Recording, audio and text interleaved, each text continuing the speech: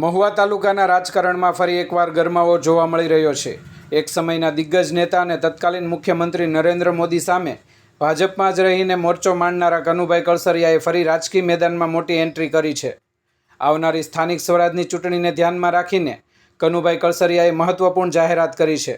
તેમણે જણાવ્યું છે કે આવનારી તાલુકા પંચાયત અને જિલ્લા પંચાયતની ચૂંટણીમાં મહુવા તાલુકામાં સદભાવના નામથી અપક્ષ ઉમેદવારો ઉતારવામાં આવશે। કનુભાઈ કળસરિયાની આ જાહેરાત બાદ મહુવા તાલુકાના રાજકારણમાં ચર્ચાઓ તેજ બની ગઈ છે। સ્થાનિક સ્તરે રાજકીય સમીકરણોમાં બદલાવ આવી શકે તેવી ચર્ચાઓ પણ શરૂ થઈ ગઈ છે। સ્થાનિક સ્વરાજની ચૂંટણી પહેલાં થયેલી આ જાહેરાતને લઈને રાજકીય વર્તુળોમાં અનેક તર્ક વિતર્ક જોવા મળી રહ્યા છે। હવે આવનારા સમયમાં કનુભાઈ કળસરિયાની સદભાવના પહેલ મહુવા તાલુકાના રાજકારણમાં શું અસર કરે છે તે બસ હવે જોવાનું જ રહેશે।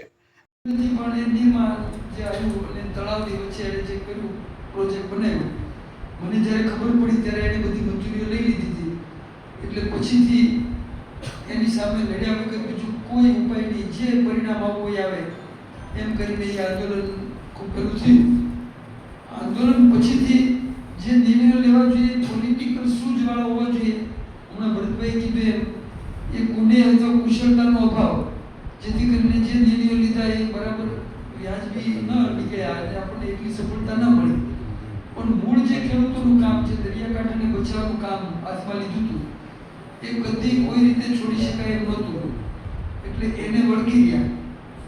અને છેલ્લે એવડે લોકો કે તમને પાર્ટી વગર થોડીક જ તકલીફ પડે છે, જો પાર્ટીનો ટેકો મળે તો તમે એમએલએ હો તો આ કામ સારું થાય, સફળ થાય।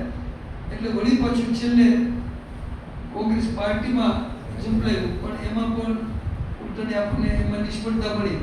પણ મૂળ કામ આપણે છોડ્યું નથી, એ કામ પકડીને જ આગળ ચાલીએ છીએ। હમણાં જ કીધું એમ વેથળાનો બંધારો આ બધાને એ ખ્યાલ હોવો જરૂરી છે કે આખું એ અમારા બંને હોસ્પિટલો એટલે કે વડલી, કળસાર અને ભાદરોડ ગામથી લઈને મહુવાથી આ બાજુનો આખો વિસ્તાર એ પહેલાં તળાજા વૃત્ત વિસ્તારમાં ગણાતો, સીમાંકન બદલાયું ત્યાં સુધી।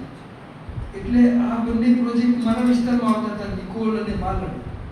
પણ વેથળા અને શત્રુંજી છે એ ત્યારે શિવાભાઈ ગોહિલ હતા અને એના વિસ્તારમાં હતા, એટલે એના લોકોની વિનંતી છતાં પણ હું એમાં દોરવાયો નહોતો।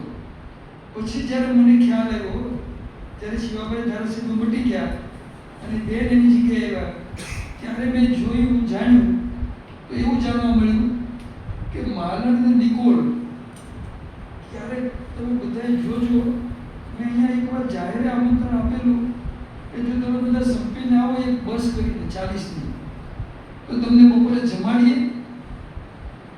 બંધારણનું દર્શન કરાવીએ અને આની રિયાલિટી છે એનો અહેસાસ થાય। પછી તમારે મીડિયામાં લોકોને કેવું ન કેવું